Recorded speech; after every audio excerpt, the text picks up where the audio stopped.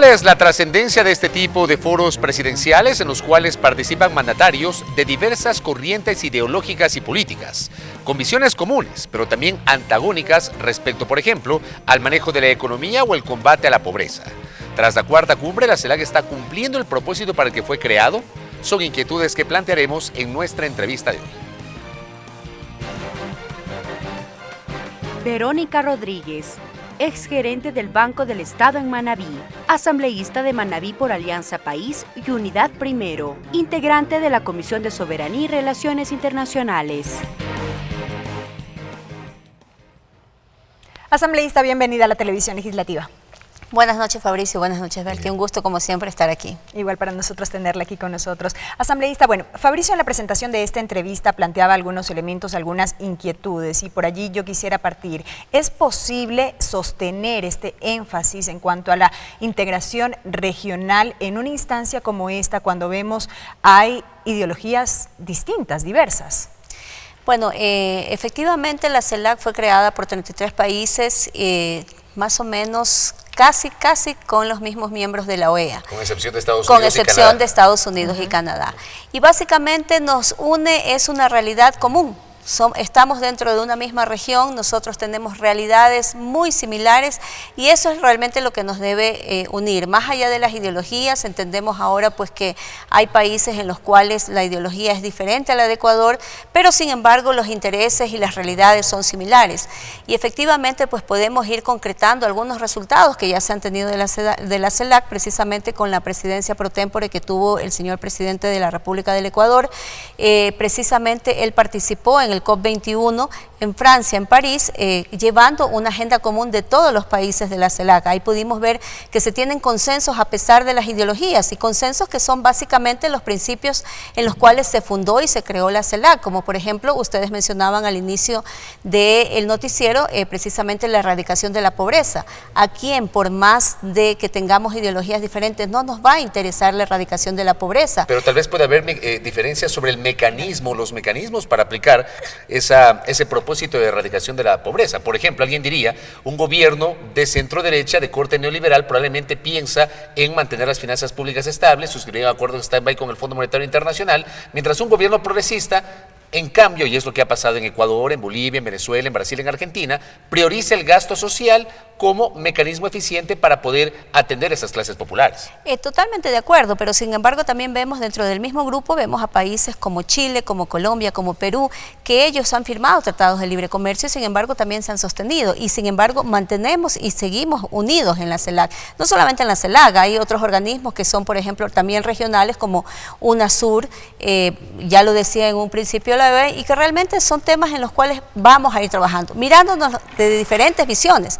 Hay, por ejemplo, otros grupos que se han dedicado también a crear bancos regionales y ese también es otro interés de la CELAC, precisamente una agrupación regional, justamente financiera, que le dé sostenibilidad y que nuestros mismos recursos vayan a un fondo común en donde sirva para financiar nuestros países. Entonces, yo sí creo que a pesar de todas las diferencias que pueden existir y que a pesar de que han existido, nosotros nos seguimos manteniendo y que hay que seguir trabajando más en lo que nos une que en lo que nos causa disensos. Asambleísta, usted hablaba de resultados alcanzados a través de esta instancia y ahí yo le quiero consultar porque se podría pensar que se quedan estos organismos a veces en el discurso y no avanzan hacia la práctica. Muchos dirían que no se visibilizan resultados. ¿Cuáles serían estos resultados de los que usted habla se han alcanzado? Bueno, lo que yo le mencionaba en un inicio, ¿no? Precisamente la CELAC tuvo esos resultados importantes en la postura que llevó el presidente Correa en París en la reunión del COP21. Otro resultado muy, pero muy importante fue la intervención en el proceso la intervención del presidente Correa en el proceso que estaba llevando en el conflicto colombo-venezolano que tuvieron en sus fronteras nuestros hermanos países y que precisamente pues el presidente como presidente pro tempore de la CELAC propició este encuentro en septiembre, si mal no recuerdo, acá en Quito y que se pudo solucionar o viabilizar el camino a una solución. De igual manera, pues también tenemos la participación de la CELAC en el proceso de paz que está llevando adelante Colombia para firmar la paz con las FARC. Entonces son resultados concretos. Efectivamente siempre ha habido esa, digamos, esa apreciación, que los presidentes se pasan de cumbre en cumbre, ya decía Hugo Chávez, y realmente no se ven resultados para sus pueblos. Sin embargo, que las cumbres quedan para la foto oficial. Exactamente, que la cumbre queda para la foto oficial. Sin embargo, hoy realmente vemos con buenos ojos estos resultados que han sido visibles, no solamente para la región, sino han sido también visibles para el mundo, y vemos además que hay una agenda programática no solamente para ahora el 2015, sino para el 2020, en donde hay ejes que se han programado totalmente comunes en todos los países, independientemente de las ideologías. Ahora, ¿cuál es el futuro desde su óptica, asambleísta Rodríguez, de la CELAC, cuando ya se advierten algunos cambios en los gobiernos de la región? Recientemente pasó en Argentina con la sucesión presidencial. Concluyó su periodo Cristina Fernández, asumió Mauricio Macri, que es un presidente de tendencia del centro hacia la derecha. Pasó recientemente las elecciones parlamentarias en Venezuela, en donde la oposición, a través de la Mesa de la Unidad Democrática, alcanzó una mayoría que le permite un margen muy importante de maniobra en esa legislatura venezolana. Se vienen las elecciones en Perú este año, en donde, por ejemplo, la hija del expresidente Fujimori, Keiko Fujimori, está liderando las encuestas por el momento. Y también se viene en febrero el proceso de referéndum en Bolivia para considerar la posibilidad de modificar la Constitución y viabilizar la reelección sin límites, en este caso del presidente del Estado Plurinacional, Evo Morales. ¿Cómo analizamos este panorama que estoy refiriendo, que ahora mismo está ocurriendo y que va a ocurrir este año en la región? Mire, realmente sí, los procesos están cambiando y hay cambios de gobierno. Sin embargo, yo no tengo ninguna duda absolutamente de que en Bolivia no vaya a reelegirse o vaya a ganar, perdón, el referéndum Evo Morales. A pesar de estar dentro del grupo de Ecuador, Argentina, Venezuela, sin embargo, Bolivia pues ha tenido otra dinámica en cuanto a la inversión y al ahorro, y sin embargo somos ideológicamente muy similares. De igual manera, pues Brasil también es muy similar al Ecuador y sin embargo forma otros grupos como es los BRICS, y inclusive entiendo que últimamente también está conformando un nuevo grupo con el Asia. Pero ojo, Brasil está enfrentando una aguda crisis política en este caso, porque incluso hay intentos por llevar a enjuiciamiento político a la presidenta Dilma Rousseff.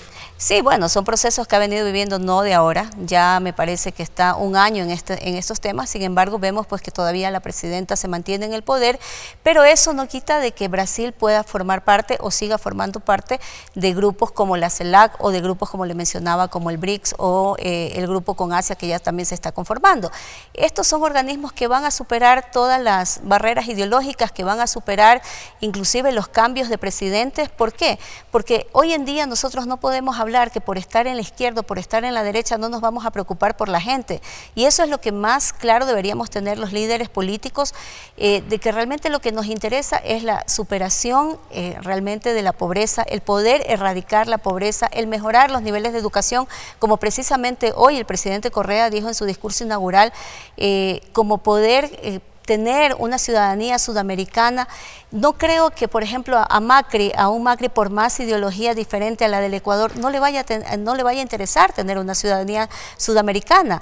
En pos de los ítems o de los objetivos que se planteen en estas agendas comunes, yo creo que todos vamos a coincidir y vamos a lograr sacar adelante y continuar con la CELAC. Ahora bien, brevemente, asambleísta, esta cuarta cumbre de jefes de Estado de la CELAC permitió en cierta medida también congregar a varios parlamentarios. Esta es una cita que se llevó a cabo el día de ayer aquí en la Asamblea Nacional. Se reunieron varios parlamentarios y exparlamentarios de países de la región. Ellos entregaron un manifiesto político a quien ahora es el presidente pro tempore de la CELAC. ¿Cuán importante resulta esta unión entre representantes de los distintos parlamentos en una instancia como esta? Bueno, realmente es supremamente importante, porque si estamos hablando de agendas comunes, nosotros también deberíamos tender a pensar en marcos jurídicos comunes y en políticas públicas comunes. Por lo tanto, realmente es supremamente importante que no solamente se estén reuniendo lo que son los líderes de los países, sino que también se estén uniendo quienes son precisamente quienes crean esos marcos jurídicos, para poder ahí sí completar el círculo de las agendas comunes, y por supuesto que al fin y al cabo van a coincidir en políticas públicas comunes. Asambleísta, concluyo esta entrevista y permítame aprovechar la oportunidad, porque hoy hubo novedades en la comisión que usted integra, la Comisión de Relaciones Internacionales. El presidente Fernando Bustamante ha oficializado su renuncia y mañana brindará una rueda de prensa, este jueves brindará una rueda de prensa para exponer las razones y su situación. ¿Cuál es su opinión al respecto y además qué va a pasar con la comisión? Porque evidentemente los últimos días no ha podido sesionar por falta de quórum. Bueno, mire, yo sobre este tema sí quiero decirle que yo siempre defendí el hecho de que Fernando tenía, como presidente de la comisión, tenía que mantenerse como presidente de la misma. ¿Por qué? Porque hay aquí un principio de legalidad. La ley de la función legislativa le indica claramente que un presidente de comisión es electo por los 2 años y puede ser interrumpido ese periodo siempre y cuando o él renuncie o muerte de quien lo ejerce, ¿no? Ahí no hay ninguna posibilidad de destitución, ahí no lo establece la ley. No había o de pronto hay un vacío legal dentro de la ley, que a la final eso se puede ver a futuro, que es lo que se debería hacer. Sin embargo, el hecho de que él haya renunciado, realmente yo lo lamento. Como compañera de la comisión, considero que es una persona con todas las capacidades, que por algo estaba ahí, tiene experiencia y está preparado para dirigir esa comisión, y bueno, vamos a ver que el día de mañana que explique las razones por las cuales él ha renunciado. Sin embargo, como compañera que ha venido trabajando 2 años y un poco más dentro de la comisión, yo lamento porque me parece una pérdida para la comisión. Pero ¿cómo sería el procedimiento ya para designar al nuevo presidente? Bueno, ¿Tal cual como se lo designó a través del Pleno, al interior de la comisión? ¿Sucederá a la vicepresidenta?